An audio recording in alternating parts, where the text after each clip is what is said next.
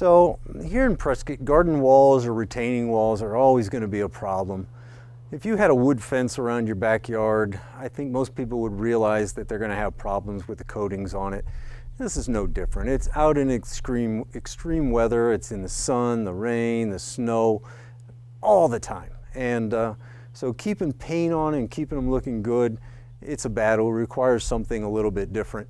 So what we like to do on a garden wall like this, because it's a horizontal surface, it's kind of like a deck top. Everybody knows that decks don't last. Well, this is basically a stucco deck. So what we like to do on something like this is we're going to put a waterproofer on it, and we're going to start from like here, about a foot down, up and over, and that gives us a waterproofing barrier. So when that snow is laying on this in the winter, when it soaks through this paint, it hits that waterproofer. So we start with the waterproofer. Of course, we start with the washing first and prep it, fill all the cracks, then the waterproofer, and then we top coat it with the paint.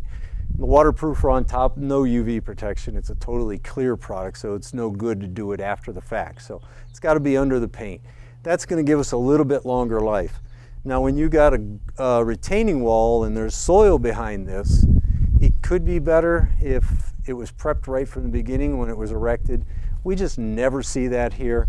What you got to do with a retaining wall is you got to treat it like a basement wall. So before they backfill that, they need to waterproof the back side of it. They need to put protection on it so when they dump the dirt and rock and gravel back in, that they don't damage their waterproofer. But it just never happens here, so everybody's garden wall and retaining wall leaks lime out eventually. And that's from all the water that's on the back side of that. And it just starts pushing through and getting into the block wall and causes all that lime to leach out. Now there's some things you can do to help that. We typically see lime leaching out in the spring thaw, and we see it after the monsoon season. So if you see that white streaking on your paint, just go out there and squirt it with some vinegar. You can use 100% vinegar, you can use 50% vinegar and water. Use a little squirt bottle if you got a lot, put it in your garden pump sprayer. Squirt it on, walk away, that's all you need to do. It neutralizes it. So basically the lime is basic, you're gonna spray vinegar on some mild acid, neutralizes it, makes it disappear. So that's the best thing you can do. Just painting over it, it's gonna come back the next time you get a lot of moisture behind the wall.